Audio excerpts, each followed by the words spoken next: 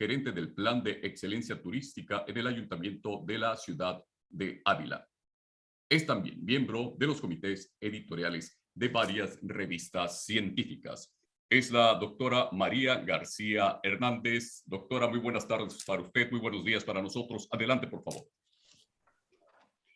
Muchísimas gracias. Bueno, arranco mi participación en este 15º Congreso de la MIT y agradezco, pues, en primer lugar la amable invitación que me llegó a través de la doctora Nora Bringas del Comité Científico y después muy amablemente de la doctora Mónica Velarde, presidenta de la asociación, y por supuesto agradezco también, hago extensiva este agradecimiento al resto de los miembros del Comité Científico. Es un placer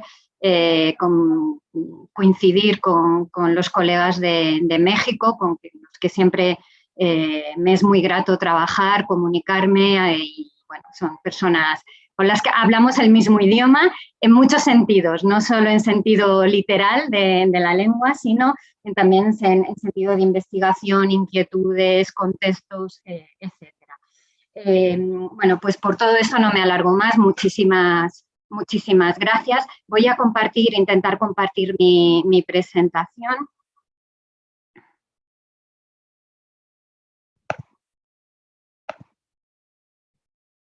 No sé si ya ¿la están viendo?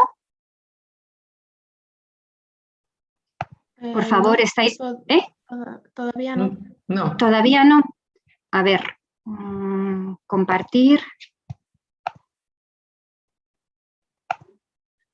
Creo que ahora.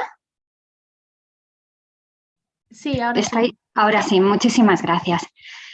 Bueno, pues como decía, pues como viene en el programa y acaba de presentar el introductor de la sesión, mi conferencia tiene por título Patrimonio Cultural y Turismo Urbano, en alusión a las dinámicas recientes y a los nuevos escenarios de futuro. Es una pequeña reflexión que emana de las últimas investigaciones de nuestro grupo de investigación.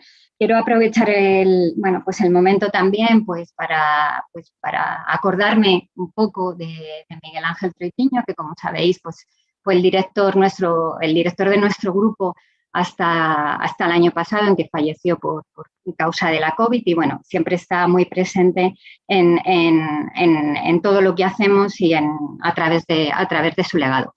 También os quería decir que, bueno, estas son las fotos del lugar maravilloso en el que me encuentro hoy. He venido al Albarracín, que es un pequeño pueblo de la España interior, de la España vaciada, como se dice ahora, pero un pueblo muy, muy, muy monumental. Así que esto es lo que yo veo por la ventana de la residencia de la Fundación, donde me he conectado para dar la conferencia, y estas son las vistas de este pueblo tan monumental, que es un pueblín muy pequeño, solo tiene 1.500.000 habitantes, perdón.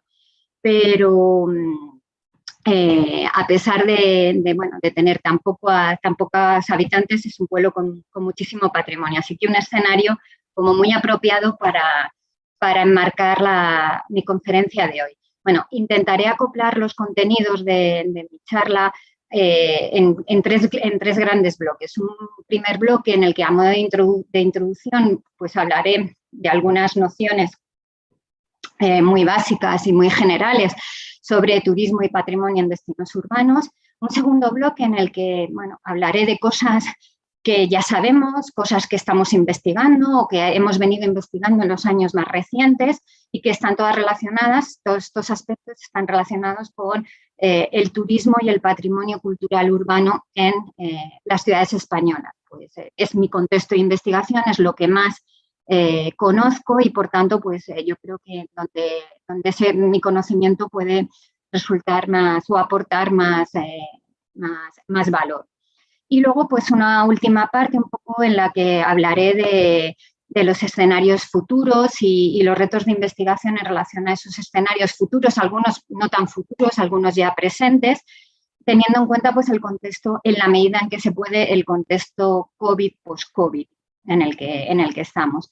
Como comentaba, bueno, muchos de vosotros me conocéis de hace muchos años, sabéis que, bueno, que formo parte de un grupo de investigación, como decía antes, que arrancó con la figura de Miguel Ángel Troitiño, y los contenidos de la conferencia de hoy, pues en concreto se enmarcan dentro de los resultados de los últimos proyectos competitivos del Plan Nacional que hemos tenido, ¿no? El proyecto PAITUR, que se acabó el año pasado, cuyo investigador principal era el profesor Manuel de la Calle, y el proyecto Actatur Ciudad, que arranca ahora y que dirijo yo.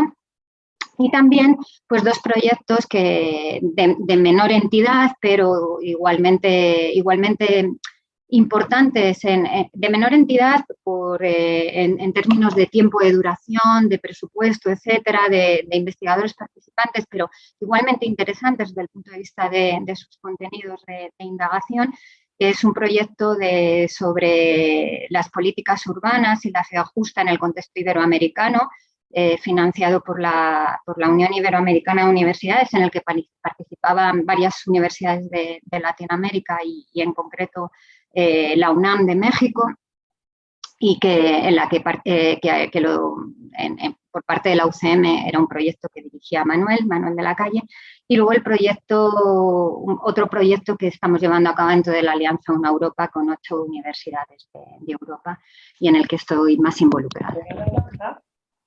Entonces, tanto vendas como... Arrancamos esta primera parte de turismo y patrimonio a modo de ideas previas, bueno, pues con planteamientos muy generales e incluso ya bastante conocidos. En primer lugar, bueno, pues es evidente que el patrimonio cultural o el patrimonio histórico-cultural tiene una estrecha vinculación con el turismo y con el turismo urbano en particular. Las ciudades atesoran buena parte del patrimonio cultural clásico, es decir, el patrimonio que entraría dentro de las categorías que históricamente reconocemos con la etiqueta social de patrimonio.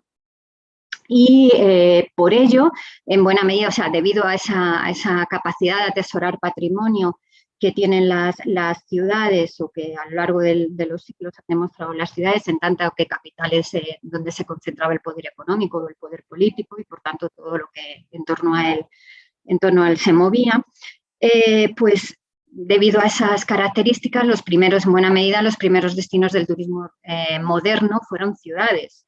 En la génesis del turismo turístico patrimonial está la mirada de los viajeros románticos en Europa, y que, bueno, es rastreable desde incluso el Gran Tour en el siglo anterior.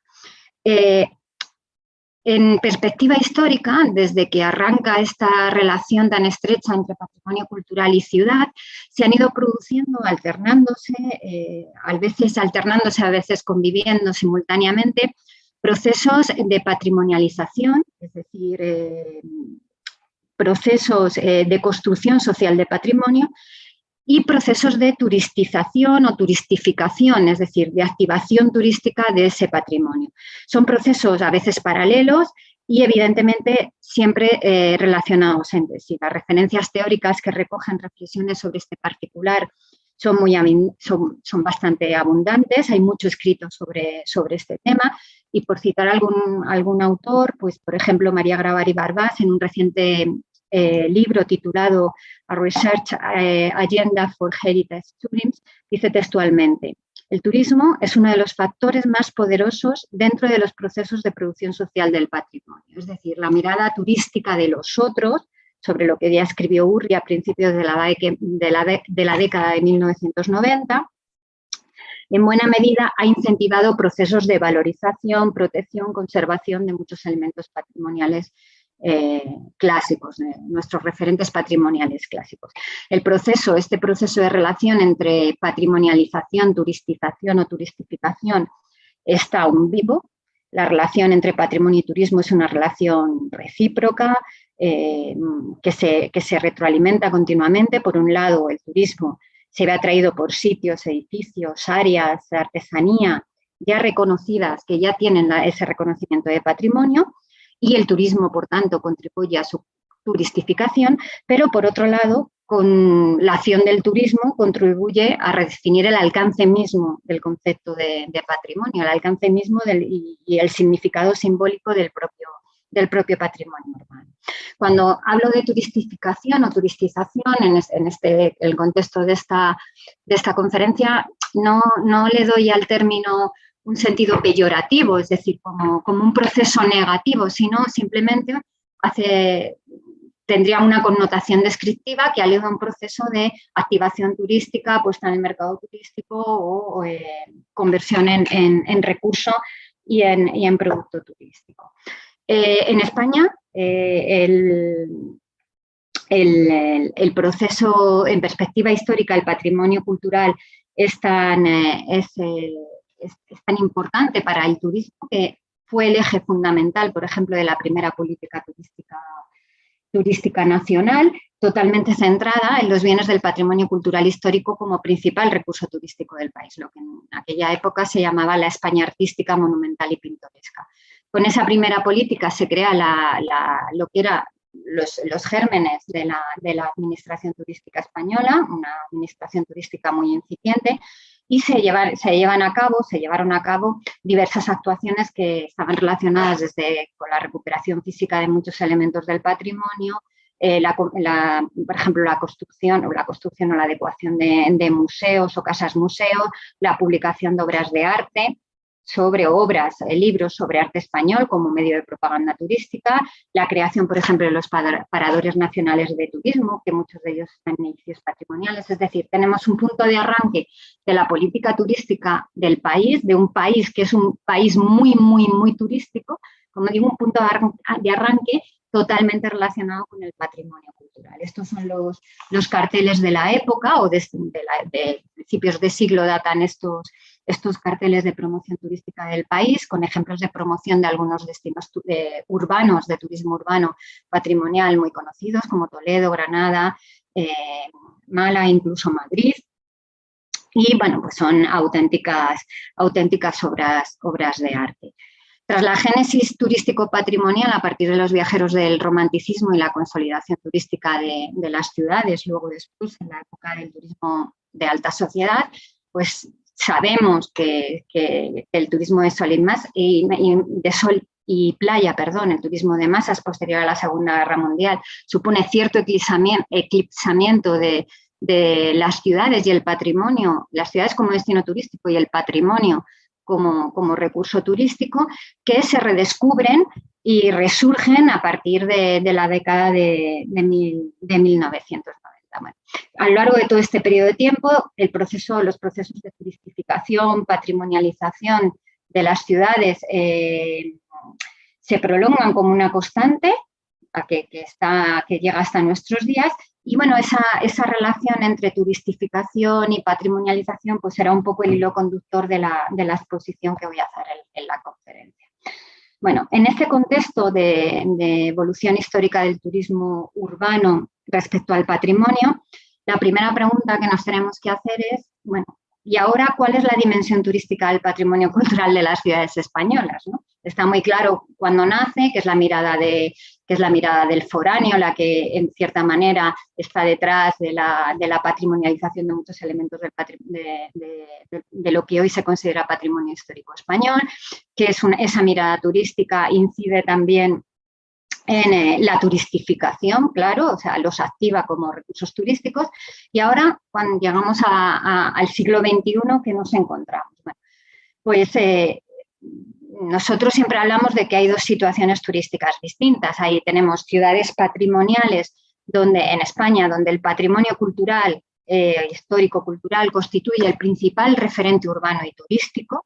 Son destinos de perfil turístico patrimonial clásico, como las ciudades que se corresponden incluso con un tipo de destino turístico, el destino turístico ciudad histórica, y son destinos de lo que podríamos llamar turismo patrimonial. Es un turismo cultural totalmente, casi 100% patrimonial, un turismo cultural muy ligado al patrimonio histórico, es decir, a la cultura del pasado, a lo heredado.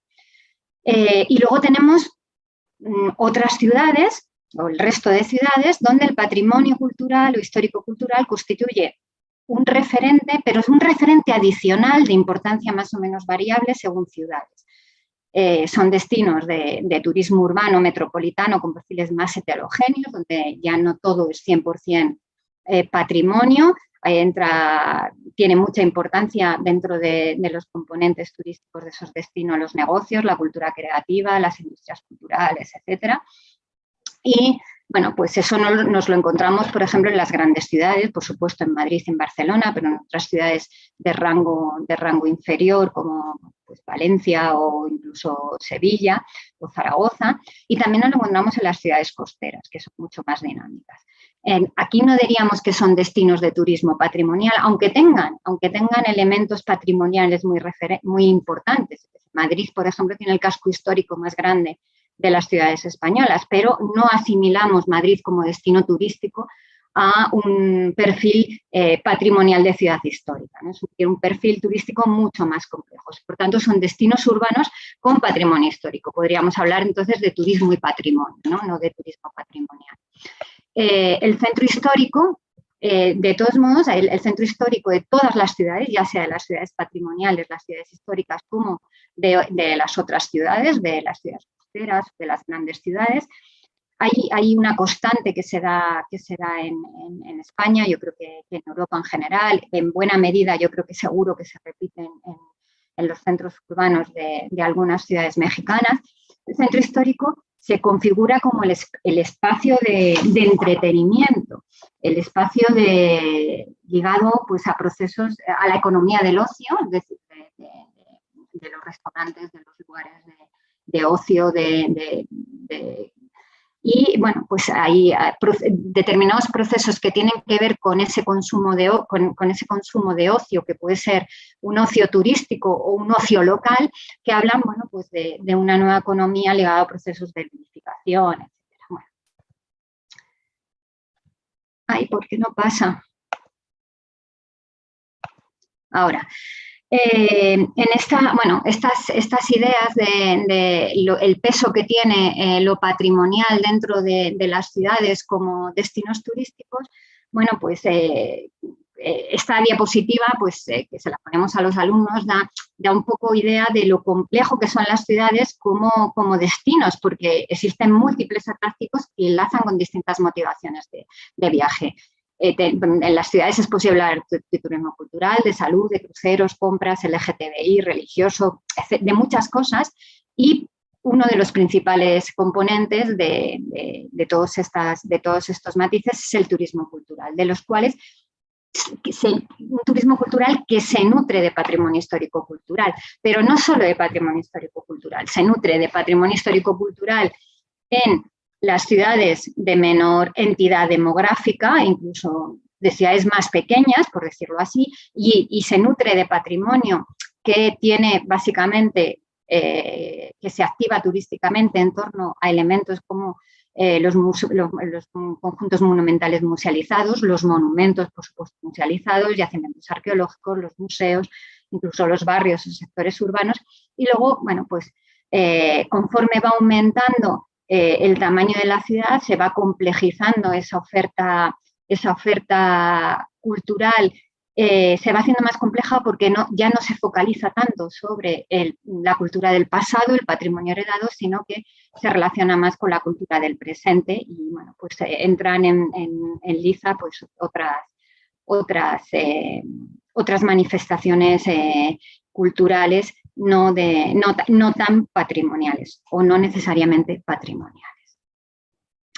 Bueno, entramos en este segundo bloque, en este segundo punto de la conferencia, donde pasamos a hablar de lo que ya sabemos o de lo que hemos estado investigando, ya sabemos, ya conocemos, no en toda la profundidad que nos gustaría, siempre, bueno, pues quedan cosas, quedan aspectos poco tratados, poco investigados, peor resueltos, pero bueno, voy a exponer algunas de las ideas que han venido marcando nuestras preocupaciones durante los últimos años.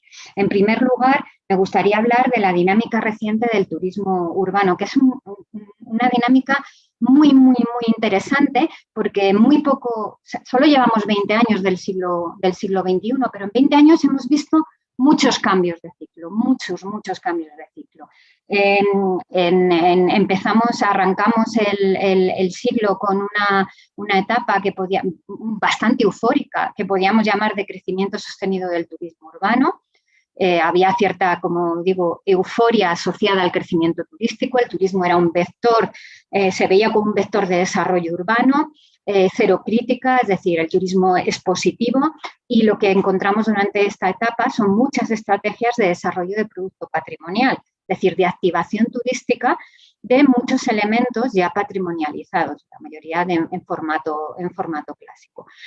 ¿Qué pasa cuando llega la gran crisis financiera que arranca en 2007 y eclosiona en 2008? Bueno, pues hay se abre un periodo de recesión económica muy importante, del que se empieza a salir, en España por lo menos, se empieza a crecer un poco a partir de 2012, 13, 14, es un poco el año de salida, y durante ese periodo pues tenemos un turismo urbano, digamos, que se ve como la panacea, como la oportunidad económica para la ciudad, sobre todo aquello que venga de la mano de los mercados emisores extranjeros, que recuperaron la capacidad de consumo antes que el mercado interno español. Y bueno, durante esta época apenas hay proyectos de activación, se paralizan, bueno, no había dinero, se paralizan muchos de los proyectos de activación turística, de turistización, y bueno, pues lo que sí que se acometen son estrategias de marketing y posicionamiento, ¿no? Pues, bastante agresivas para intentar captar demanda, tanto internacional como nacional. En 2016 arranca un proceso que empieza muy interesante, que ha sido en el que hemos focalizado la atención del anterior proyecto de investigación, que son el ciclo del overtouring, de la explosión del turismo urbano. Arranca en 2016 y 2017 arranca primero pues, en la ciudad de Barcelona, después empieza a notarse en Madrid, en San Sebastián, en Málaga, en ciudades grandes y en ciudades costeras, pero que también llega a las ciudades históricas en 2018 y casi en 2019, ¿no? Entonces, pasamos del turismo como vector de desarrollo, el turismo como panacea durante la crisis, a empezar a encontrar discursos que incorporan el turismo como problema, ¿no? El turismo como un problema para la agenda política local, con el planteamiento de las estrategias de contención, regulación, reequilibrio, es decir, con el desarrollo de planes especiales de regulación de la oferta turística, moratorias de hoteles en los centros históricos, etcétera, etcétera, ¿no? Y bueno, ahí estábamos nosotros enfrascados con el estudio del overtourism cuando llega el COVID y de repente no tenemos turismo. Pasamos de tener muchísimo turismo a no tenemos visitantes, quiebran los establecimientos, se cierran hoteles y el discurso es hay que relanzar el turismo. Y las estrategias de contención, regulación pasan a ser en la primera fase, en el año 2020, estrategias, sobre todo el discurso de los primeros meses, que era un discurso de vamos a salir en cuanto se acabe esto, en 2-3 meses nos relanzamos, bueno, pues hay estrategias muy agresivas, sobre todo de comunicación, para captar, recuperar niveles de visita previos a la crisis de la COVID-19. Todo esto converge en estos años del overtouring con digamos, una línea paralela del discurso, sobre todo de la administración turística del Estado, que está muy focalizada con el turismo inteligente, con todo lo smart, ¿no? Smart City, Smart Tourism, Destination, Smart Heritage, el turismo tenía que ser inteligente y aparece bueno, pues este concepto, por ejemplo, de destino turístico inteligente que se está, digamos, exportando como know-how de la administración turística española a otros países de Latinoamérica, pues, bueno, pues empieza a impregnar de forma paralela. Por una parte tenemos overtourism, tenemos contención, por otra parte hay que hablar de destino turístico inteligente y de bueno, lo que implica esta agenda digital de incorporación de nuevas tecnologías a lo que puede ser la gestión de este overtourism en los destinos urbanos más masificados. Evidentemente, cada uno de estos ciclos ha tenido repercusiones diferentes sobre la dinámica turística del patrimonio cultural, es decir, sobre los procesos no tanto de patrimonialización, pero sí sobre los procesos de turistización.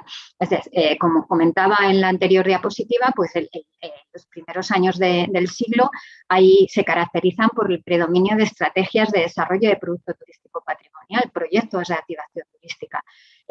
Los proyectos se reducen, se paralizan con la llegada de la crisis, de la gran recesión.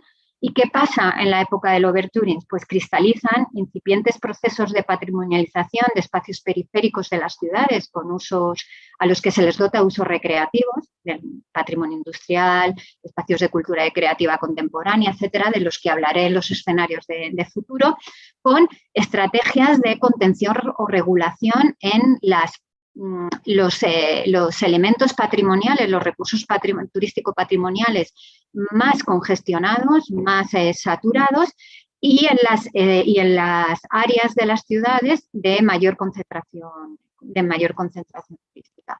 ¿Qué va a pasar a partir de ahora? Bueno, pues no, grandes interrogantes. Bueno, estos son pues algunos de los ejemplos de operaciones emblemáticas relacionadas con activación o turistización de elementos patrimoniales que se llevaron a cabo durante los primeros años del siglo, esa etapa de crecimiento sostenido. Esto es un ejemplo de un gran proyecto, casi un proyecto a nivel Estado, que fue la ampliación del Museo del Prado a cargo del estudio del arquitecto Rafael Moneo, que se llevó a cabo entre 2001 y 2007. Bueno, el Museo del Prado era un recurso patrimonial con muchos visitantes ya, pero bueno, durante estos años, a imitación de lo que se había hecho en otros grandes museos del mundo, pues yo que sé, en el Louvre con la pirámide de Pei o en el British Museum, bueno, pues el Museo del Prado hace también su gran obra, se amplía, se sale del edificio histórico de Villanueva, se crea el campus del Prado, se habilita se recupera y se mete en un edificio de arquitectura contemporánea el claustro de los Jerónimos, que es este monasterio de aquí, y se crean, bueno, pues unos espacios subterráneos que son la gran área de recepción de visitantes del museo.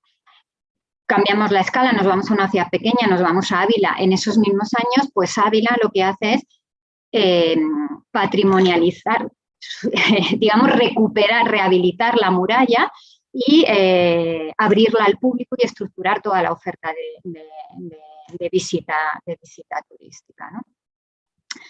En los años de la recesión apenas hay proyectos, bueno, se da continuidad a megaproyectos en la medida de lo posible, se da continuidad a proyectos grandes iniciados en la época anterior, pero bueno, se paraliza todo. Cuando llegamos a la explosión, a la salida de la crisis y el crecimiento desmesurado del turismo urbano, bueno, pues vemos que empieza a confluir otra serie de fenómenos. Por ejemplo, la diversificación de la oferta cultural con proyección turística. Esto vuelve a ser el caso de Madrid. Bueno, os pido perdón por digamos, lo eurocéntrico y españocéntrico de los ejemplos, pero bueno, como os digo, es nuestro ámbito de investigación y lo que mejor conocemos. Esto es el Paseo del Prado, ¿vale? Bueno, el Paseo del Prado arranca aquí, en Cibeles, esto ya sería Recoletos. Esto es el Paseo del Prado, que llega hasta Atocha y que continúa por las Rondas. Y bueno, en el Paseo del Prado, por supuesto que tenemos grandes referentes culturales, que son iconos turísticos, el Museo del Prado, el Reina Sofía, el Thyssen-Bornemisza y otros museos menores como el Museo Naval, el Nacional de Antropología, el Nacional de Arqueología, el de Artes Decorativas, etcétera. Pero empiezan a salir, fijaos, aquí están los años en los que se abren. 2011 se abre en Madrid Centro, un espacio cultural del Ayuntamiento de Madrid en pleno Palacio de Cibeles, se abre el Caixa Forum, se abre Media Lab, se abre Tabacalera, aparece también el espacio cultural autogestionado de Tabacalera, de la antigua fábrica de tabacos, la Casa Encendida, y esto se prolonga, no continúa el mapa, pero si veis pasamos del pleno centro de la ciudad histórico-turística por excelencia en Madrid hacia lo que son los espacios de las rondas en barrios, en barrios del centro, pero en barrios residenciales populares, ajenos a estos espacios más emblemáticos, y llegamos digamos, al espacio de borde por excelencia, que es el río, donde, bueno, pues en 2006 se inaugura una gran operación de regeneración urbana con contenido cultural como es Matadero. Bueno, pues se diversifica esa oferta cultural y eclosionan algunos proyectos en marcha relacionados con los procesos de patrimonialización de espacios periféricos que empiezan a adquirir uso turístico, como puede ser el espacio de Matadero.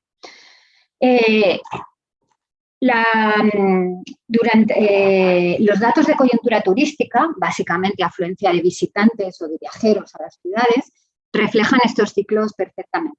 El balance global de los primeros 20 años del siglo ha sido de un crecimiento turístico excepcional.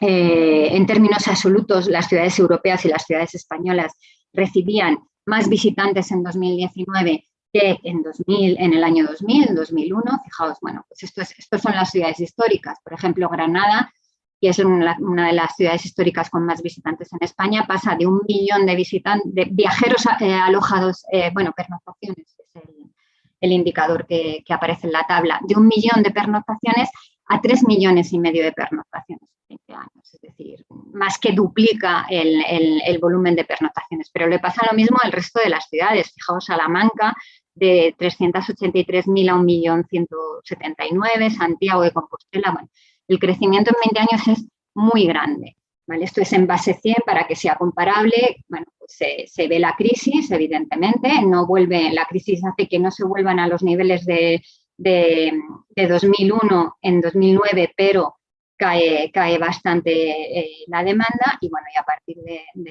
2009, pues unas líneas o curvas de crecimiento más o menos importante. Las cifras son incluso más, digamos, más espectaculares en las grandes ciudades, en Madrid y en Barcelona. Estamos hablando de pernoctaciones, pero fijaos, en Barcelona se pasa de 4 millones de pernoctaciones en 2001 a 21 millones en 2019 y en Madrid de 5 a 20, es decir, son crecimientos tremendamente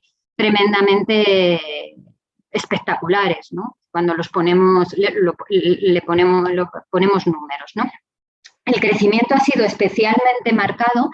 Es verdad que todo crece, pero el crecimiento es especialmente marcado aquí, a partir de 2016, ¿no? Asistimos a un crecimiento muy fuerte, de magnitud inesperada. Es decir, las ciudades no se esperan que en 4 años pues crezcan, por ejemplo, Madrid en 4 años crece 2,5 millones de pernoctaciones, o yo qué sé, o por coger el mismo ejemplo que antes, pues Santiago de Compostela aumenta 100.000 pernoctaciones, es decir, crecimientos muy marcados que están ligados a la recuperación de los mercados europeos, a la hipermovilidad del mercado europeo, a la potenciación de mercados de larga distancia, tradicionales emergentes, aparece China, a la recuperación de la demanda interna, que es algo más tardía. Y estos son los datos de las ciudades, pero nuestra reflexión tiene que ver con el patrimonio, ¿no? En este contexto, ¿qué le pasa o cuál es la demanda de elementos de patrimonio, utilizando el mismo horizonte temporal? O sea, utilizamos la misma referencia de 20 años y observamos qué le pasa al patrimonio. Bueno, los datos de la afluencia a elementos patrimoniales o a los principales hitos o recursos o nodos patrimoniales de las ciudades reflejan igualmente las tendencias generales. Hay un balance global de crecimiento, pero con comportamientos dispares respecto a estos ciclos y no del todo semejantes a los de la afluencia turística general. En líneas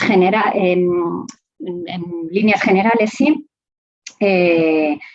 la afluencia turística entre 2009, o sea, como os decía, entre 2000, 2001 y 2019 es creciente, pero no lo es tanto como lo es la afluencia general de visitantes a las ciudades. El punto central más bajo sigue siendo el año 2009.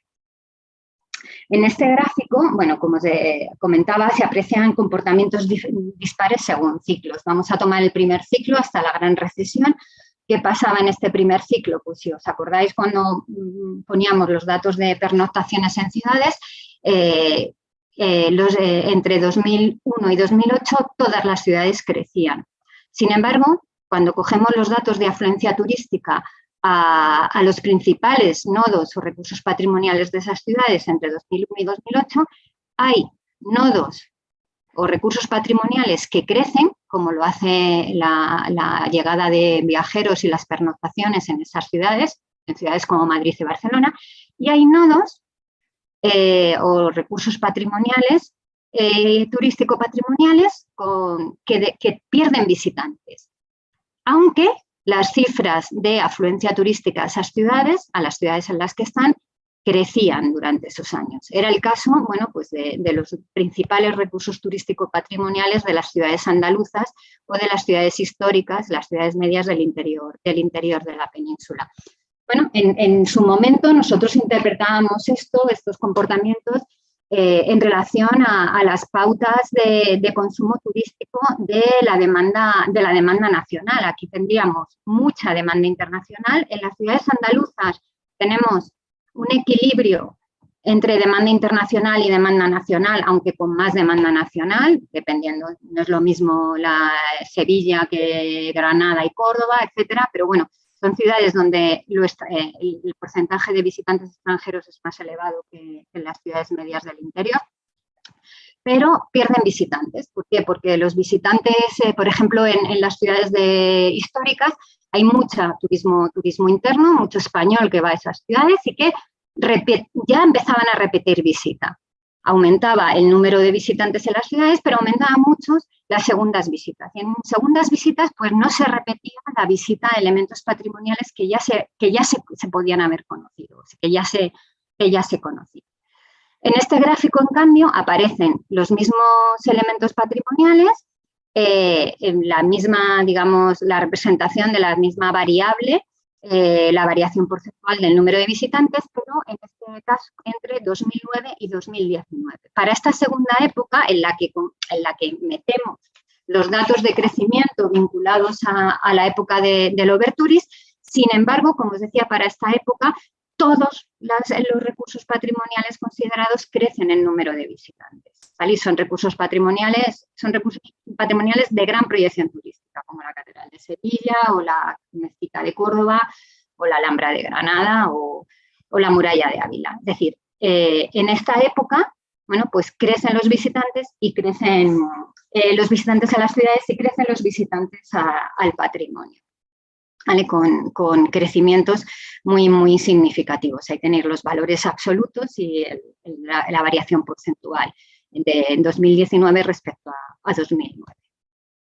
Bueno, tenemos datos de afluencia que nos hablan de crecimiento con distintos ciclos. Y tenemos, por otra parte, bueno, pues algo que ya sabemos, ¿no? Que todos los que nos dedicamos a los temas de turismo sabemos. La mirada turística y la mirada turística sobre los espacios, sobre los destinos de turismo urbano, es una mirada selectiva. Dentro de la ciudad histórica, la ciudad patrimonial, se conforma una ciudad histórico-turística, en palabras de Ashworth, que viene delimitada por el uso turístico selectivo que los visitantes, ya sean turistas o excursionistas, hacen del espacio urbano. Y este es un fenómeno que está contrastado empíricamente. Esto es un mapa, bueno, era un mapa extraído de mi tesis doctoral, pero que está hecho sobre los proyectos que desarrollamos a finales de los años 90 en la ciudad de Toledo, y lo que muestra es la ciudad histórico-turística de Toledo, es decir, cómo en torno a 4, 5, 6 hitos turísticos principales y articula un eje de frecuentación turística que deja al margen del consumo turístico gran parte del espacio de la ciudad histórica, ¿vale? Del casco histórico de Toledo. Esto es una esquematización cartográfica de lo que pasaba en el año 1999, en el 2000. Estos son datos de lo que pasaba en otras ciudades a finales de la década, en otras ciudades europeas, a finales de la década de 1990, en ciudades muy turísticas, Venecia, Florencia, Brujas, en Bélgica, perdón. Hay muchos visitantes en las ciudades, pero a pesar de que hay muchos visitantes en las ciudades, muchos visitantes estimados, porque nunca sabemos cuántos visitantes tenemos en una ciudad. Esas cifras son estimaciones que dan distintos autores en publicaciones. Bueno, pues del total de visitantes estimados en las ciudades, que es el 100%, los porcentajes de visita en los principales recursos patrimoniales son relativamente bajos, es decir, un 8% de los visitantes de Venecia a finales de la década de 1990 visitaban el Palacio Ducal, que está en la misma plaza de San Marcos, o un 14% de los visitantes de Florencia visitaban los Uffizi, por ejemplo.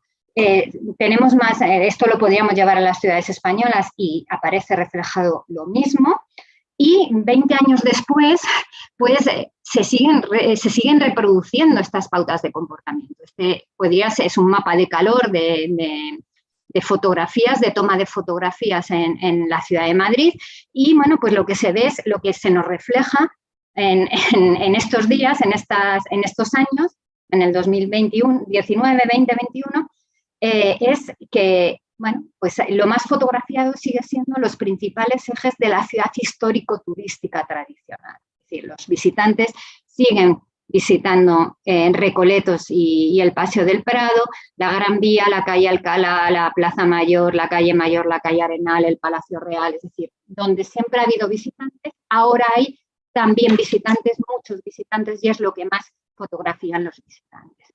Por tanto, tenemos crecimiento de la afluencia de visitantes, crecimiento de la afluencia turística y mantenimiento de pautas de selección temática espacial inherentes al consumo turístico urbano. Resultado, ¿qué ha pasado?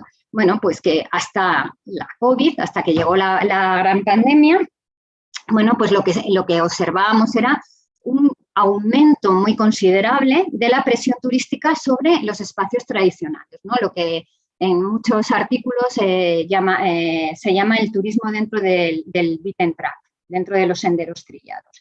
Y ese aumento, ese incremento de la presión turística se producía tanto a nivel de recurso, de nodo, de hito patrimonial, es decir, se incrementa la presión turística de los principales museos, monumentos, conjuntos monumentales musealizados, hay un desbordamiento de la capacidad de carga de muchos de ellos y persiste esa infrautilización, entre comillas, de buena parte del patrimonio cultural urbano adecuado para la visita.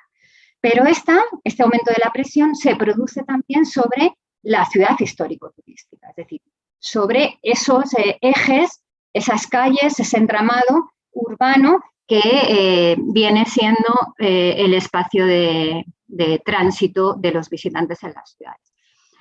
No me voy a detener mucho sobre este punto porque me daría para 3 o 4 conferencias, pero los impactos sobre los nodos monumentales, pues patrimoniales más que monumentales, pero casi todos son monumentales, pues desbordan muchas veces la capacidad de carga de esos espacios y se abren viejos debates. ¿Cómo estimamos esa capacidad de carga? ¿Cómo gestionamos de forma sostenible los flujos de visitantes? ¿Cómo se concilian intereses a veces contrapuestos, a veces, de los agentes turísticos y los agentes culturales? Es decir, son temas recurrentes, temas sobre los que llevamos hablando, escribiendo, investigando desde hace 20, 30, 35 años, ¿vale?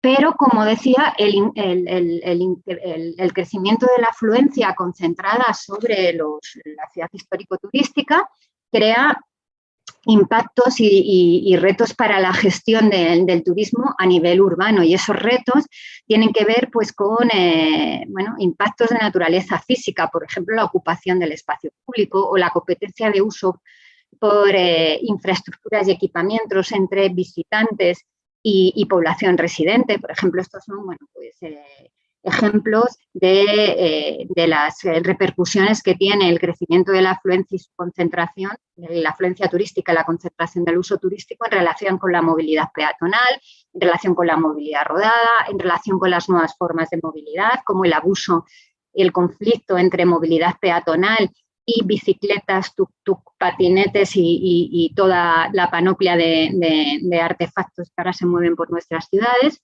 Y, por supuesto, en relación con el aparcamiento, porque muchas veces, la llegada de turistas, según en qué ciudades, pues desborda con mucho la capacidad de acogida del sistema de aparcamiento subterráneo y en superficie. En resumidas cuentas, saturación, aglomeración, concentración, masificación, etc. También a nivel físico, el turismo supone o estaba suponiendo graves impactos relacionados con la transformación del paisaje urbano.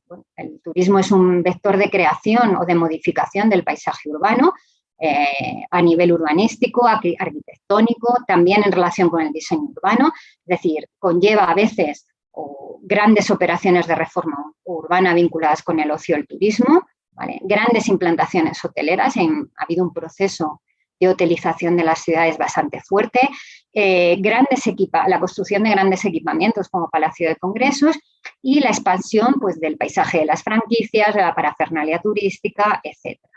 Bueno, pues todos estos procesos de turistificación, aquí sí en sentido negativo, es decir, de crecimiento desmesurado de lo turístico, que se come a otras dimensiones de la realidad urbana, otras dimensiones simbólicas y estéticas de la realidad urbana, en un proceso de lo que llamaron algunos autores urbanalización hace ya años, ¿no?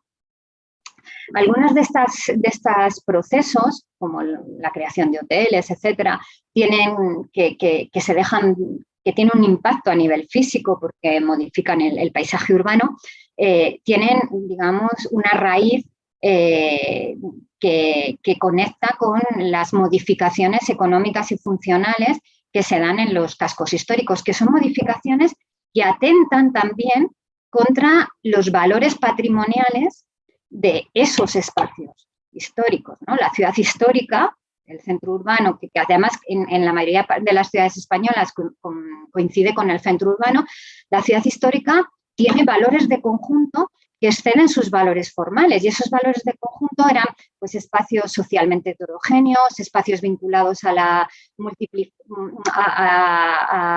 función residencial, espacios con relaciones comerciales muy vivas. Bueno, eran espacios que tenían determinados valores que no solo hablaban de esa dimensión morfológica, sino que hablaban también de una dimensión simbólica o funcional. Bueno, ¿qué ha pasado con el crecimiento de la afluencia de visitantes y su concentración en esos espacios?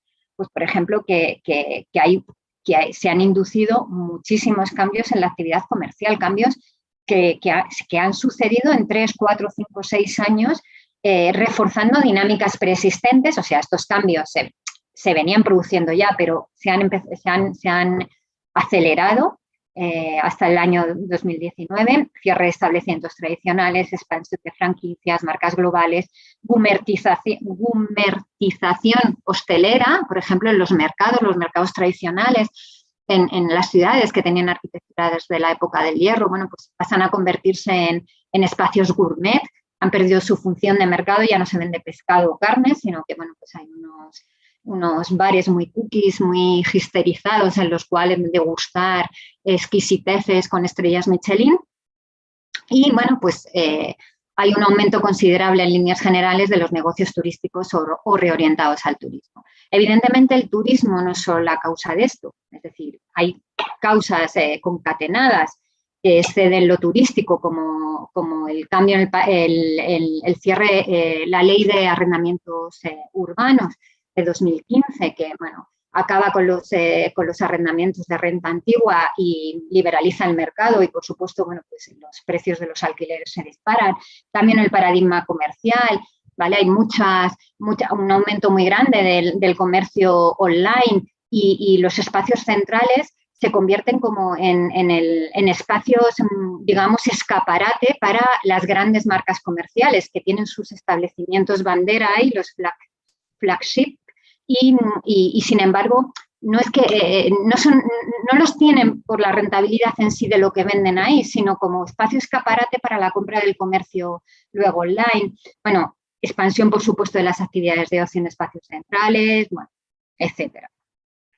Esto es un ejemplo simplemente de un trabajo que hicimos con unos alumnos del grado de turismo, intentando identificar a pie de calle en tres de las principales calles, en tres de calles muy transitadas por turistas en Madrid, identificar a pie de calle la orientación de la actividad turística, de los locales de actividad económica en planta baja, ¿no? Y veíamos cómo lo turístico, cadenas comerciales, cadenas de restauración franquiciadas, marcas globales, comercios de souvenir, hoteles, hostales, cambios de divisa, representaban el 50% de los locales. Y lo menos turístico, el 49%, aunque, bueno, había muchos... sobrevivían apenas comercios históricos de Madrid con muchos bares y restaurantes y otros tipos de establecimientos. Otra de las dimensiones, otros de los impactos que ha tenido el crecimiento de la afluencia sobre la ciudad histórico-turística como ente patrimonial ha sido, bueno, pues que se van cambiando las funciones históricas de ese espacio urbano y una de las funciones más pujante es la relacionada con el sector del alojamiento.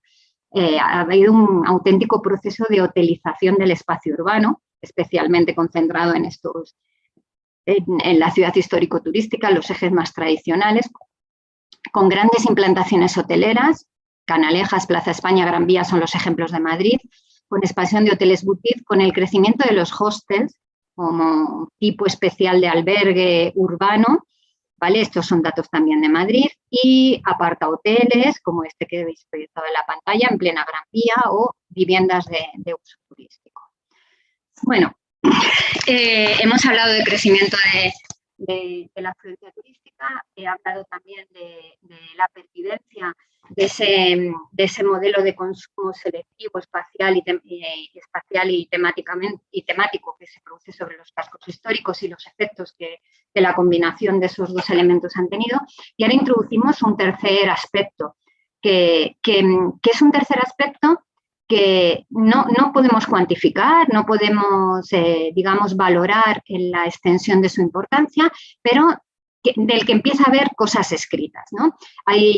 Se empieza a escribir, o se empezaba a escribir bastante sobre los nuevos turistas, ¿no? ¿Cómo eran estos nuevos turistas urbanos? Que eran turistas que no querían ser turistas o que no quieren ser turistas, hablando en presente.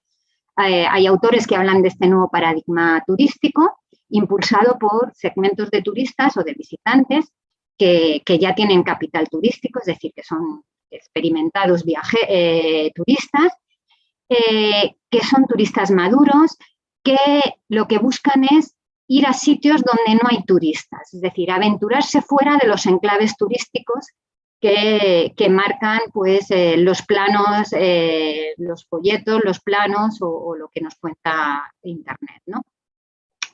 Estos turistas dicen que lo que quieren es conocer la vida auténtica, sentirse como un local entre los residentes locales, enlazar con la vida cotidiana de la comunidad local, adentrarse en vecindarios fuera de lo común, explorar, es decir, turistas que no quieren ser turistas, ¿no? Y claro, si a estos nuevos turistas que no quieren ser turistas, pero que tienen un capital social, un capital turístico interesante, están muy relacionados con la hipermovilidad, es decir, es una clase de turistas cosmopolita que un día está en Ámsterdam y al día siguiente está en Madrid y al otro día está en Roma y apoyándose en vuelos de bajo coste, incluso recurriendo a los hostels o a las viviendas de uso compartido. ¿Qué han supuesto para las ciudades? ¿Qué han supuesto, por ejemplo, en España? Bueno, pues en España y sobre todo en Madrid y en Barcelona, lo que han supuesto es que Madrid y Barcelona son como las ciudades, ¿no?, la punta de lanza de los fenómenos. Lo que pasa en Madrid y Barcelona luego empieza a pasar en otras ciudades de menor tamaño.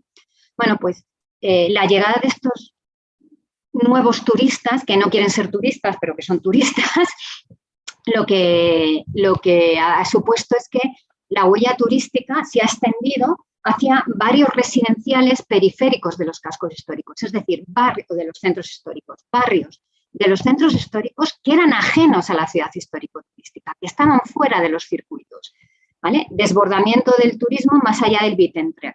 Y aquí, sobre esto, pues se ha centrado buena parte del debate de los medios de comunicación en torno a las implicaciones que ha tenido el overtouring en ciudades como Madrid o Barcelona y por extensión en otras ciudades como Málaga, Valencia o San Sebastián, ¿no? El exceso de turistas en barrios que antes no eran transitados por turistas, pues bueno, ha desencadenado procesos de lo que se ha llamado turismofobia, por supuesto de terciarización turística, de histerización, de gentrificación, incluso de banalización y, por supuesto, de desplazamiento residencial. Esto es el plan estratégico de Madrid, esto es lo que se suponía que era la huella turística o cómo se pensaba que era la huella turística en el plan estratégico de turismo de Madrid de 2012 a 2015. Había un Madrid más real, es decir, que se corresponde con lo que era la ciudad histórico-turística tradicional, prolongándose por la Castellana hacia el Santiago Bernabéu y la zona de Azca. Más, bueno, pues otros espacios que poco a poco se querían ir incorporando al uso turístico de la capital. Bueno, pues entre estos espacios, aquí aparecen Malasaña, Chueca, al norte de la ciudad histórico-turística y Lavapiés, Embajadores al sur, hacia Arganzuela. Estos dos espacios en concreto, bueno, extendiéndose hacia aquí, son los espacios en los que se ha producido ese desbordamiento de la huella turística en Madrid, ¿no? Y encontramos, pues esto es una foto bueno, tomada por Manuel de la Calle hace, no sé, escasos meses o no me acuerdo exactamente del día, pero que ilustra muy bien esos procesos. Vemos una casa, esto es el barrio residencial de... Quería ampliarlo para que se viera, pero bueno, SOS Madrid Centro, Salvemos Madrid Centro, vendido a la... Bueno, no lo leo, pero bueno, es un cartel reivindicativo que está en un edificio rehabilitado, en un edificio residencial rehabilitado, donde quedan unos cuantos vecinos y apartamentos, y el resto son ya apartamentos turísticos. Al lado hay otro edificio en proceso de rehabilitación. Bueno, los procesos de terciarización, gentrificación han estado muy vinculados con el crecimiento espectacular de la vivienda de uso turístico. Estos son datos de Madrid de 2018 y son datos un poco que no responden a la realidad, porque vemos este mapa y donde más vivienda turística, el color es más intenso, donde más vivienda turística parece haber, son en los espacios más centrales, en la ciudad histórico-turística tradicional. Sin embargo, aquí lo que se está cartografiando, es decir, los umbrales que se gradúan en este mapa de Coropletas, son umbrales que definen la relación entre el número total de viviendas y las casas que había en oferta en Airbnb. Entonces, en función de lo que mide ese porcentaje, del valor de ese porcentaje, la unidad censal se colorea en un tono más oscuro o más claro. Claro, ¿qué pasa en espacios de la ciudad histórico-turística tradicionales? Que ese porcentaje es muy alto porque hay vivienda de uso turístico, pero básicamente porque hay pocas viviendas. El número absoluto de viviendas es menor que en espacios en zonas, en vecindarios del centro histórico más residenciales, como pueden ser Embajadores, Lavapiés, Chueca, Malasaña. hay más viviendas, pero también hay muchas más viviendas de uso turístico. Bueno, los procesos de transformación pues, afectan al comercio tradicional. Aquí debajo vemos a dos señores con el cierre de su negocio, que era una alimentación de frutas, conservas, que, bueno, veis aquí los carteles, se vende, se alquila y, bueno, pues aparecerán comercios como esos libros, librerías, alquiler de bicicletas y restaurantes. Muchos de estos comercios incluso son librerías que esconden bares, es decir, como no hay licencia para establecimientos o hay cierta moratoria respecto a algún tipo de licencia de actividad de establecimientos de bares y cafeterías, pues muchos son librerías con café, que en el fondo son café con algún decorado de libros. Bueno, esto es el barrio de las Letras, otro ejemplo de estas zonas de predominio, de estas zonas residenciales del casco histórico que se está gisterizando, muchas veces a partir de iniciativas públicas. Decoración 2017, pues probablemente sea una iniciativa pública para, bueno, para que los establecimientos sacaran la decoración a sus fachadas y, bueno, crearan este ambiente cool y hipster en la calle, bueno, esta un poco sensación de barrio moderno. Las reacciones también han existido en los años del Overtourism. Primero apareció el concepto de turismofobia ligado a las respuestas de asociaciones de vecinos de Barcelona. El Raval no está en venta, por ejemplo, debate abierto sobre el turismo en el barrio. Aquí pues aparece, esto es Venecia, ¿no? La ciudad y la laguna. Después de estas ciudades, de Barcelona, Venecia, Ámsterdam, bueno, pues el debate, por ejemplo, llega a Madrid y se traslada de Madrid y de Madrid pues también salta, ya os digo, a Valencia, Barcelona, a San Sebastián o hacia como Málaga. Evidentemente, el turismo no es el centro del debate. Se habla de gentrificación, se habla de muchas más cosas, pero el turismo es la quinta esencia de los males, ¿no? Bueno, pues para no alargar mucho más mi presentación, paso al último bloque, que es más breve, en el que, bueno, pues hay una pequeña reflexión sobre los escenarios de futuro, ¿vale? Y los retos de investigación asociados a esos escenarios de futuro. A ver, siguiendo esta lógica de ir relatando un poco los procesos, relacionando los procesos de patrimonialización con los de turistización, pues el escenario actual es de un escenario, por supuesto, en el que conviven, bueno, pues toda esa panoplia de recursos patrimoniales y de espacios patrimoniales ya turistizados o turistificados en nuestras ciudades, con, bueno, pues otros procesos incipientes de los cuales ya tenemos noticias y ya hemos visitado y ya empezamos a incluir en nuestras agendas de trabajo, ¿no? Es evidente que las últimas décadas del siglo XX se han caracterizado desde el punto de vista también de las organizaciones, digamos, que crean doctrina en materia de patrimonio. Estoy hablando de UNESCO, el Centro del Patrimonio Mundial o de la misma ICOMOS, en que ha habido una extensión y una ampliación del concepto de patrimonio con el desenfoque de las categorías clásicas y la apertura hacia nuevas categorías patrimoniales, ¿no? Desde la primera de los paisajes culturales, que supuso un poco una ampliación del concepto, a, bueno, pues, nuevas categorías que incluyen el patrimonio, que, por ejemplo, la Ley de Patrimonio Histórico Español no considera patrimonio todavía, porque no tiene más de 100 años. Pues el patrimonio disonante ligado a los conflictos del siglo XX, el patrimonio industrial, el patrimonio étnico, el patrimonio de las minorías étnicas, el patrimonio intangible, etc. Por supuesto, se reconoce que el proceso de producción del patrimonio es complejo y en él intervienen muchos actores. Más allá de ese proceso de patrimonialización clásico, un poco de abajo abajo, que venía impuesto un poco por digamos, el criterio de autoridad de la academia y de las élites ilustradas que en el siglo XIX y principios del XX empezaron a decir qué es lo que es patrimonio o a qué debemos poner esa etiqueta de patrimonio, pues ahora la situación es un poco más compleja, hay más voces, ¿no?, que dicen que otorgan valor a elementos que quieren considerarse parte de ese acervo a conservar, ¿no? Por tanto, muchos más actores, nuevos productores, nuevos valores, nuevas funciones, nuevos significados y, por supuesto, diferentes niveles patrimoniales, de lo local a lo global. Evidentemente, la globalización es un factor determinante en el proceso de producción patrimonial y más ahora, donde los procesos de comunicación son inmediatos, es decir, todos estamos conectados con todos a una velocidad increíble. Yo estoy hablando desde un pueblo de 1000 habitantes de la España interior y me estoy comunicando en tiempo real con gente que está en un montón de ciudades de México, que es un país enorme. Entonces, todo esto hace que, bueno, en un contexto de hipermovilidad física, pero también virtual, bueno, pues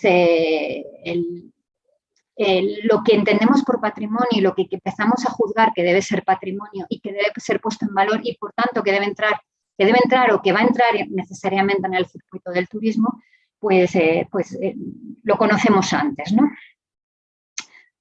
Bueno, esta extensión y ampliación del concepto de patrimonio, bueno, pues nos deja ya una panoplia de nuevos espacios patrimoniales, digamos, bastante interesante. Por ejemplo, he cogido ejemplos que yo conozco, ¿no? Pues Roma Ostiense, el barrio de Roma Ostiense, en el distrito del Trastevere, pues tiene bastante patrimonio industrial, evidentemente era un barrio periférico, ligado muy cerca del río y cerca del puerto de Roma, y ligado, pues tenía un matadero, evidentemente, que servía para provisionar a la ciudad. Ese matadero que vemos en la fotografía inferior izquierda, ¿sí? Se ha recuperado y hay sedes de la Facultad de Arquitectura de la Universidad Roma III.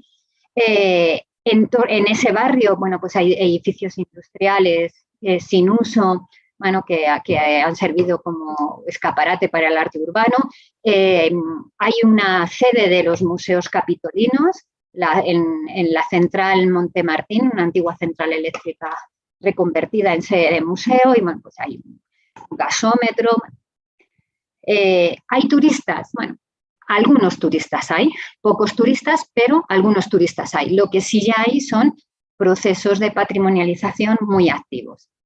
Este es otro ejemplo mucho más interesante, muy interesante desde mi punto de vista, que seguro que todos conocéis o que si habéis visitado Berlín seguro que os suena. Es una iniciativa que está patrimonializando y turistizando, poniendo en el mercado turístico, nuevos espacios patrimoniales vinculados a lo que en Europa se llama el patrimonio disonante, ¿no? Dissonant heritage. Es el patrimonio de la Guerra Fría, del conflicto. En este caso, en Berlín, en el año 1997, un grupo, una asociación de ciudadanos, una asociación cultural, una asociación civil, decidió unirse para explorar el subsuelo de Berlín. Y se creó esta asociación, Berliner Unterwelten, no sé, lo pronuncio fatal, no sé cómo se pronunciará en alemán, que investiga y documenta instalaciones secretas, búnkers, tanto de la Segunda Guerra Mundial, de la época de Hitler, como de todo lo construido como refugio durante la Guerra Fría en la zona occidental de Berlín. Y ha recuperado muchos de estos lugares que están bajo tierra y están conectados con el sistema de metro, y bueno, los utiliza con fines culturales, exposiciones artísticas, representaciones teatrales, conciertos, conferencias, y también hace visitas guiadas.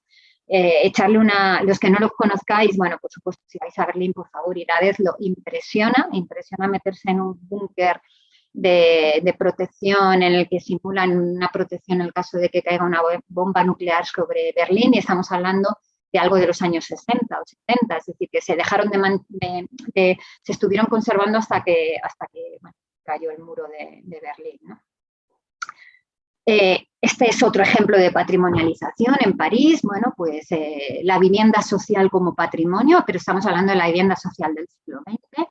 Fijaos, esto es una noticia de prensa de un periódico de tirada nacional en España, del País, que en la edición de Cataluña pues habla de la banlieue utópica de que construye Ricardo Bofill en las ciudades nuevas de la región parisina. Bueno, estos edificios son del arquitecto catalán y construidos en la banlieue, y aparece en un suplemento de viajes del País, ¿no? Por supuesto, hay más ejemplos de espacios patrimonializados e incluso turistizados en torno a estas nuevas categorías de patrimonio. Vivienda social, esto es en la ciudad Jardín de Surens, que ya aparece dentro de la gama de recursos turísticos de la Oficina de Turismo. O, bueno, más fotos de más vivienda social de la periferia parisina. Y bueno, pues yo termino con un ejemplo de Madrid. También tenemos nuestros proyectos emblemáticos, no tienen ese alcance de los que encontramos en otras capitales europeas, porque, entre otras cosas, el desarrollo industrial de España es bueno, digamos, posterior y mucho menos fuerte que el de algunas ciudades europeas. Y, bueno, pues encontramos, por ejemplo, en Madrid la recuperación de esta nave industrial, la Boetticher Navarro, que es un centro de innovación del Ayuntamiento de Madrid, que funciona como vivero de empresas, centro de convenciones, congresos, y está situado en un barrio periférico, un barrio popular, con mucha vivienda obrera. Y, bueno, es como, digamos, un proyecto puesto ahí en medio de la nada. No fructifica turísticamente, pero se promociona turísticamente en la Oficina de Turismo de Madrid. Este es otro ejemplo de la patrimonialización de otro tipo de otros recursos o bienes culturales, en este caso intangibles. Esto es el barrio de Usera, otro barrio popular tradicional de Madrid, donde se concentra muchísima población china. Hay 11.000 habitantes chinos en una porción del barrio muy pequeña, y, bueno, pues la proliferación de restaurantes, comercio chino, ¿qué más?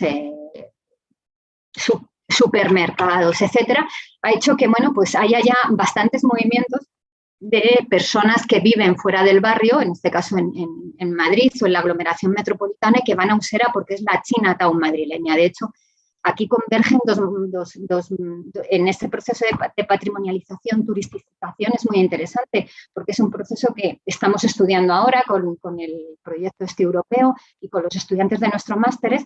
Es un proceso que va de arriba abajo y de abajo arriba, es decir, ha habido espontáneamente un crecimiento de la demanda turística, de la demanda de ocio de este barrio, y, por otra parte, hay un proyecto institucional en la anterior legislatura del Ayuntamiento de Madrid vinculado a dar visibilidad, por ejemplo, a actividades culturales como el Año Nuevo Chino en Usera, etcétera.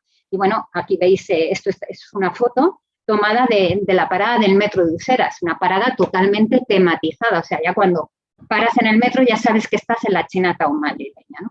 Es un proceso de patrimonialización, turistización bastante interesante. Esto encaja, en el caso de Madrid, con cómo se ha planteado la administración turística, la extensión de la huella turística. Madrid, 21 distritos que hacen un gran destino, es decir, cómo se quería sacar en estos años del overtouring la presión turística del centro de la ciudad histórico-turística hacia los distritos periféricos, entre los que se encuentran esos dos ejemplos, por supuesto, Usera y Villaverde. Y bueno, esto es un poco casi llegando al final, ¿no? Retos de investigación. Sabemos que se están dando, sabemos que pervive lo que ya hemos venido analizando, los procesos que veníamos analizando en ciclos anteriores. Sabemos que hay un proceso de patrimonialización bastante interesante en torno a estas nuevas categorías de patrimonio, nuevas categorías de bienes culturales objeto de patrimonialización en el entorno urbano, pero, sin embargo, somos conscientes de que hay todavía muy poco escrito sobre cuál es la lectura turística de estos nuevos espacios patrimoniales, cómo se solapan en ellos e interactúan los procesos de turistización con esos nuevos patrimonios. ¿En qué medida llega la huella turística a estos espacios de borde urbano o metropolitano que tienen nuevos elementos de patrimonio? Digamos que estas son las preguntas que tenemos ahora sobre la mesa, que tenemos nosotros en nuestro grupo y que, por ejemplo, tiene sobre la mesa las 8 universidades con las que trabajamos en el patrimonio cultural de la Alianza Una Europa, ¿no? Además, yo creo que en España, y esto lo pongo un poco a título anecdótico porque no es, digamos, mi ámbito natural de investigación, pero sí que he participado en algunos proyectos con el profesor Ibars y con el profesor Vera sobre Smart Tourism Destination, el destino turístico inteligente, y es verdad que turismo, patrimonio, digitalización está en la agenda de investigación y está en la agenda de lo que recibe ayudas. Por ejemplo, esto está sacado de un blog el 25 de diciembre del 2021, ¿vale? O sea, está sacado un blog hace 2 o 3 días, nada más, pero la noticia es respecto a una convocatoria abierta de unas ayudas para la digitalización del sector del patrimonio cultural en Castilla y León, y esa digitalización abarca las dimensiones de conservación inteligente, monitorización de los parámetros de conservación preventiva, pero también de gestión de la visita, de gestión del monumento, etcétera. Y este es, bueno, otro ejemplo de proyecto que será el Smart Heritage City, que era un proyecto europeo que desarrolló la ciudad de Ávila en colaboración con Telefónica y, bueno, con varias empresas tecnológicas para la gestión turístico-patrimonial de la ciudad histórica de Ávila. Bueno, he llegado al final. Siento mucho la extensión porque al final he debido estar hablando casi 1 hora y media. Os pido disculpas y bueno, dejo de compartir.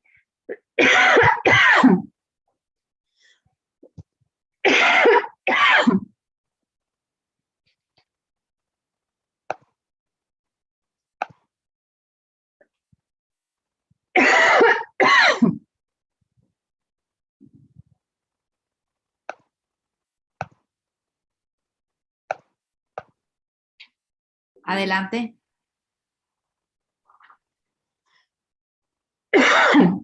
Adelante, doctora Nora. Yo creo que no.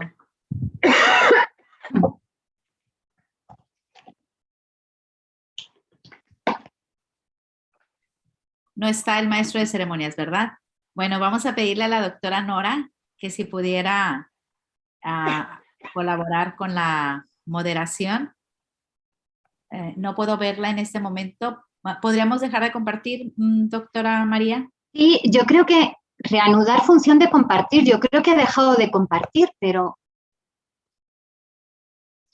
No, todavía se está compartiendo. ¿Estoy compartiendo? Pues pone pausar el uso compartido de pantalla. Está compartiendo, dejar de. A ver, ¿ahora? Sí. Bien, doctora Nora.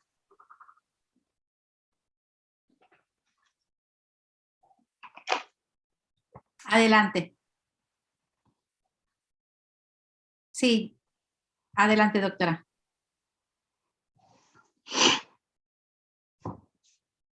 Ya puedes. Bueno, gracias. Disculpen, es que no me autorizaban a entrar. Sí. Entonces, bueno, antes que nada, pues agradecerle esta exposición que nos compartió María, tan amplia, tan llena de información sobre la cuestión de turismo y patrimonio, que yo me ubico como uno de los temas muy importantes y que yo creo que en México, pues estamos un poco padeciendo muchas de esas cosas también que nos puso aquí en el tintero, y no solamente en los centros urbanos, porque yo lo veo, me sentí identificada en muchas de las cuestiones que nos compartió con lo que está sucediendo aquí en una región completamente rural, que es el Valle de Guadalupe, ¿no? Entonces se empiezan a dar ese tipo de procesos de urbanización, turistización en espacios donde originalmente no había cabida y donde las cadenas hoteleras se quieren meter y vienen a cambiar y a transformar los paisajes y los usos del suelo.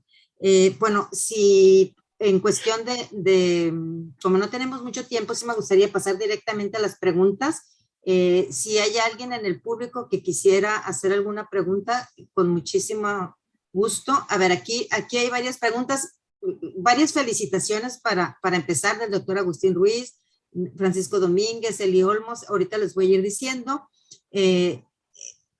Pregunta, España tiene 45 lugares patrimonio de la humanidad. ¿Son tomados en cuenta para hacer turismo? Pues, voy a ver. Pues, ¿respondo una a una o quieres hacer todas? Yo me voy a plantear varias. Dice Elizabeth Olmos, dice, se sabe que en sitios identificados para el turismo cultural se concentra la visitación, pero ¿cómo se pueden rescatar sitios cercanos, pero no menos importantes en cuanto a los recursos culturales, pero sí menos visitados para entrar en una dinámica de rescate de dichos elementos culturales que aún no son valorados por los visitantes?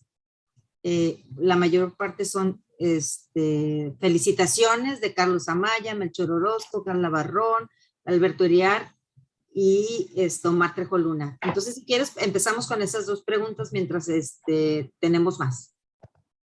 De acuerdo.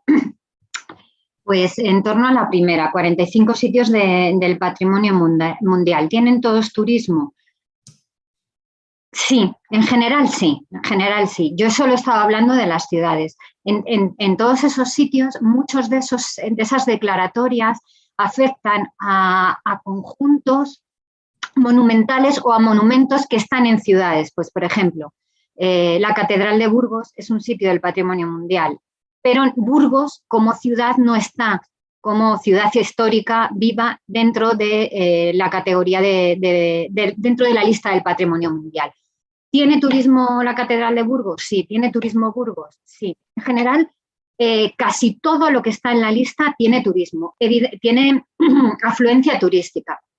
Evidentemente, no con la misma escala, es decir, no hay el mismo número de visitantes en la ciudad de Aranjuez, que es Paisaje Cultural de la Humanidad, que en la ciudad de Toledo.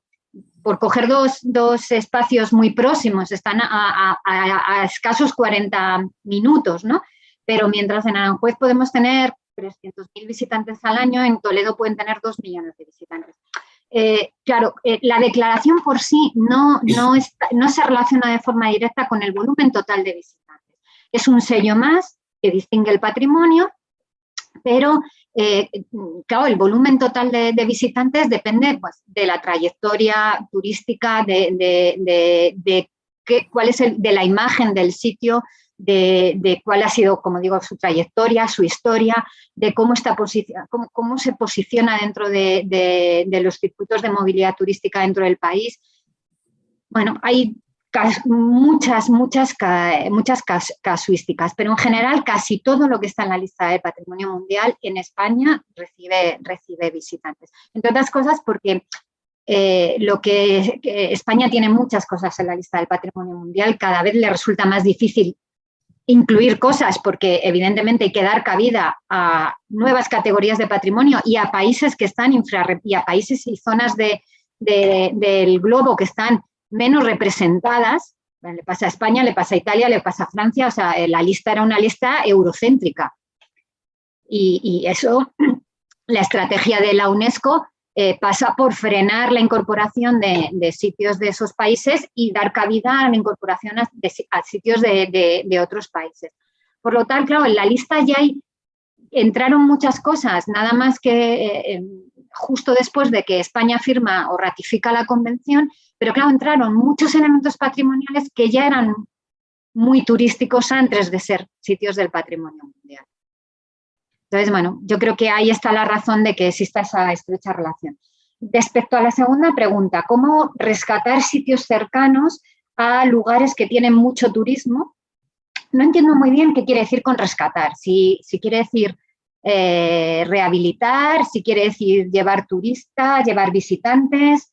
Bueno, si planteamos la pregunta en términos, ¿cómo redirigir flujos de visitantes de lugares que tienen mucho turismo, que tienen mucha proyección turística, que tienen muchos visitantes, hacia lugares que son cercanos y pueden tener menos visitantes?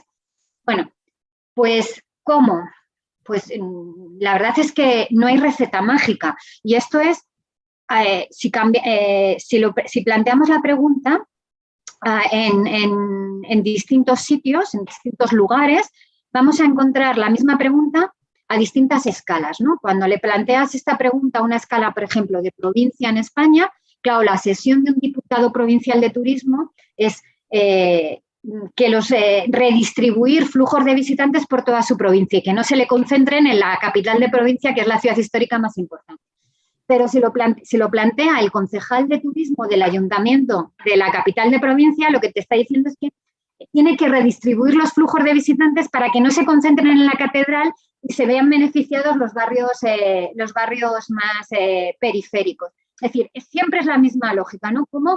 ¿Cómo expandimos flujos? ¿Cómo redistribuimos flujos? Porque se supone que la redistribución va a redundar en la mejora o sea, digamos, en el aprovechamiento turístico y, por tanto, económico de otros sitios. Yo creo que es una preocupación constante y que no existe fórmula mágica. Lo que nos ha demostrado los años de Overtourings es que el crecimiento de la afluencia turística es verdad que expande en cierta medida la huella turística, pero no la expande hacia los sitios donde nosotros queremos expandirla. La expande hacia donde los visitantes dirigen su mirada y esa mirada, como digo, es desgraciadamente selectiva. Es selectiva, es la mirada que tenemos todos cuando hacemos turismo, ¿no? Entonces, digamos que no es, yo creo que si hacemos un repaso de las estrategias que encontramos en los planes de desarrollo turístico, en muchas de ellas vamos a encontrar estrategias de redistribución y reequilibrio de flujos. Ahora, exitosas, muy pocas, muy pocas. No, pues muchas gracias. A ver, aquí tenemos más preguntas y felicitaciones de la doctora Irma Magaña, de María Cristina Hernández, Carlos Amaya, que pide que si puedes compartir tu trabajo en PowerPoint o si tienes un documento que si no nos puedes compartir. Y aquí Lucía González también te manda a felicitar, González Terreros, que yo creo que aquí tienes un club de admiradores bastante amplio. Pues lo agradezco muchísimo. Entonces, Carlos Iriarte hace una pregunta que me parece importantísima, que dice que ¿qué impacto tendrá la reciente declaratoria del Patrimonio Mundial del Corredor del Prado en Madrid? Pues, ¿qué impacto tendrá? Yo creo que el impacto yo creo que va a tener más impacto cultural, patrimonial que turístico.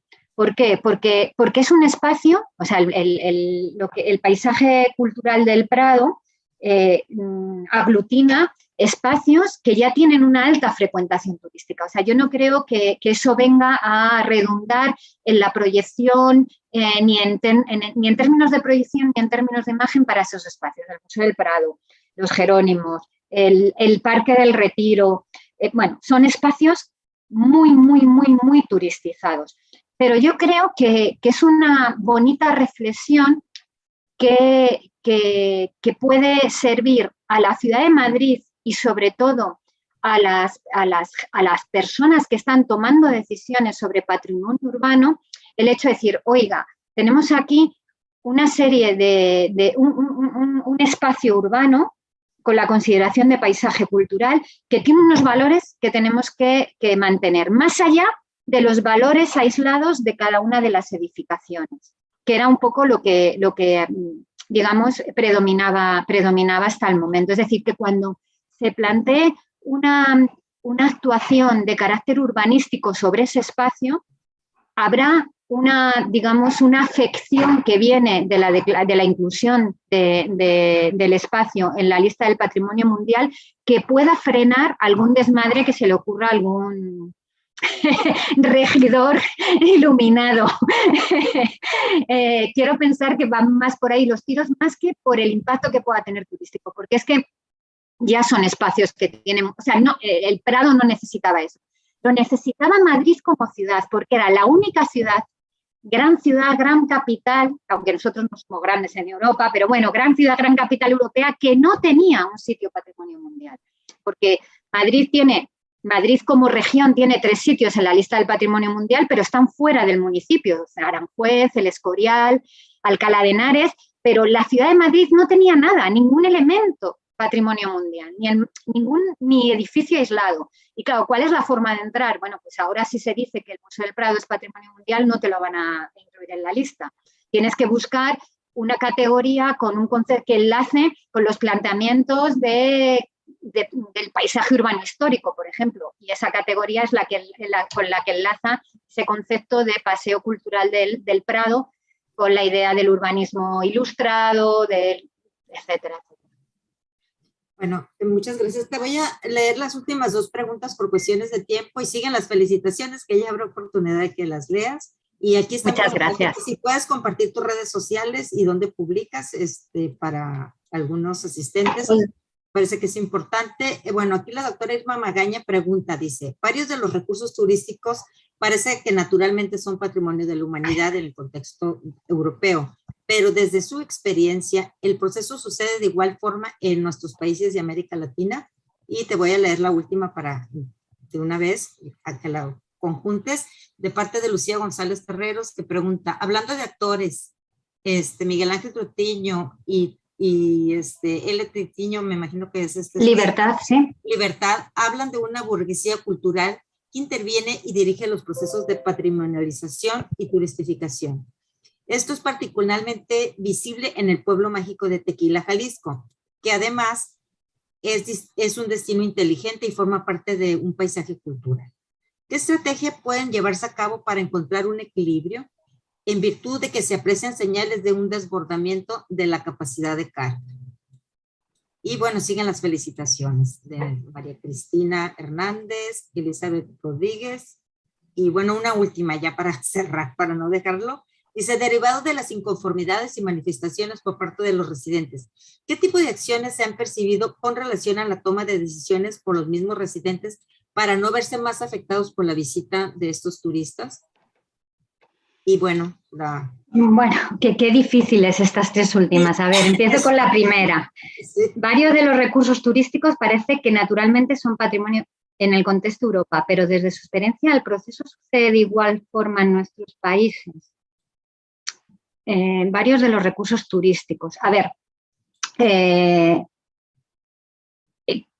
quiere decir? Que si los recursos turísticos, no entiendo muy bien el planteamiento, que si los recursos turísticos patrimoniales son necesariamente patrimonio mundial. Bueno, no sé si es esta o no la pregunta, si quiere tomar la palabra y aclarármela. Irma, por favor, pero ¿puedes aclararlo? Breve. De acuerdo a su conferencia, soy Irma, mucho gusto. De acuerdo a su conferencia, usted plantea, así lo entendí, naturalmente los atractivos turísticos son con un carácter cultural, ¿sí? Histórico, ya, de Europa en sí, es así. Pero nosotros en América Latina pues, no tenemos el mismo carácter. Por lo tanto, lo que nosotros tenemos como atractivos turísticos clasificados, mi pregunta es, si es, independientemente del proceso metodológico y el proceso, es lo mismo convertirse en un patrimonio de la humanidad, un patrimonio mundial, es lo mismo, se concebiría lo mismo, o desde su experiencia es diferente. Nosotros lo construimos, nosotros lo hicimos, muchas cosas, aunque tenemos más natural que cultural, entonces es la pregunta. No sé si me expliqué. Sí, más o menos. A ver, es verdad que yo me he centrado en el patrimonio cultural porque ese era el tema. Yo creo que el patrimonio natural de Hispanoamérica, de México, de cualquier país de Latinoamérica no es comparable al patrimonio cultural, al patrimonio natural ni de España ni de Europa. O sea, Europa es un país, es un continente muy pequeño y muy humanizado que se ha cargado su patrimonio natural a lo largo de todas estas épocas de desarrollo. Y es mucho más potente. En términos, América es mucho más potente en términos de patrimonio natural, incluso de patrimonio, y sus recursos turísticos naturales son mucho más importantes. Entonces, yo creo que son dos ámbitos diferentes.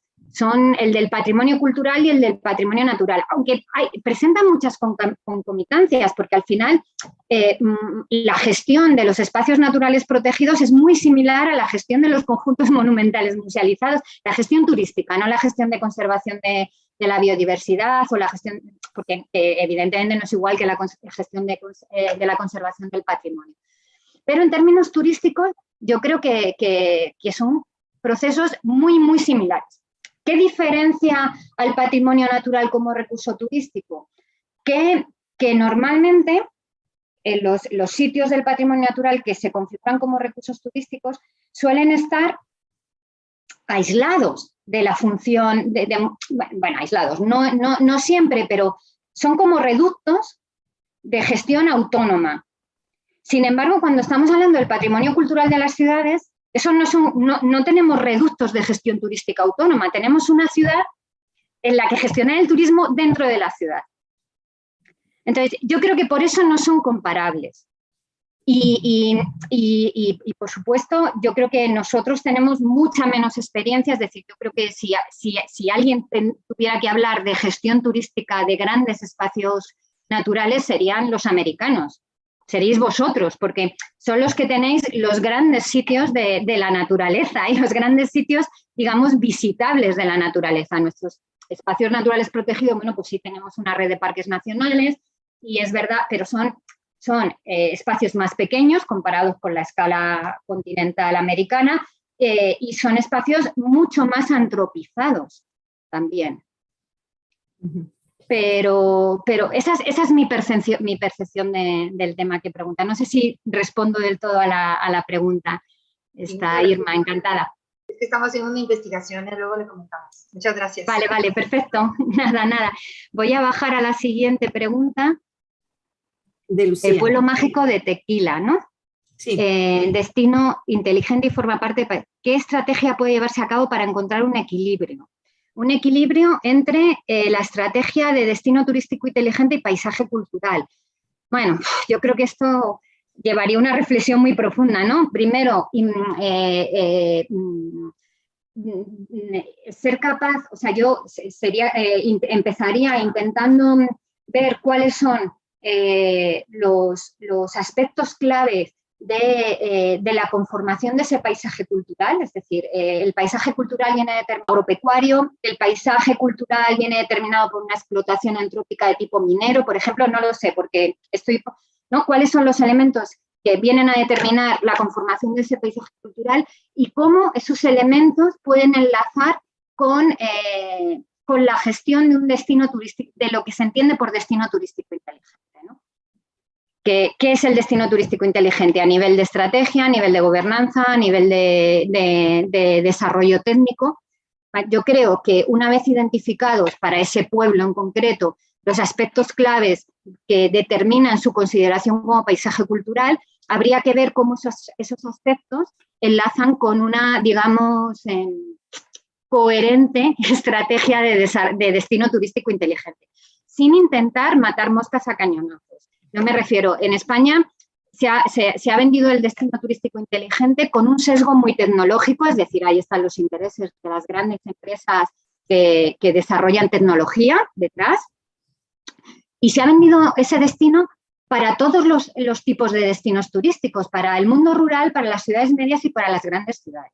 Bueno, pues eso no funciona para todos, es decir, por ejemplo, la ciudad de Ávila, cuyo casco histórico es un casco amurallado al que se entra por una puerta y se sale por otra, no necesita un sistema inteligente que cuesta millones de euros, yo qué sé, para, por ejemplo, automatizar la gestión de los autobuses urbanos, porque hay un autobús urbano que entra por una puerta y sale por otra. O sea, ¿qué desarrollo tecnológico necesitamos para gestionar esto? Entonces, yo creo que hay que ver dónde se aplican las cosas y cuál es la escala de aplicación de esos temas, ¿no? Y pensarlo pues, en relación a los sitios en los que trabajamos.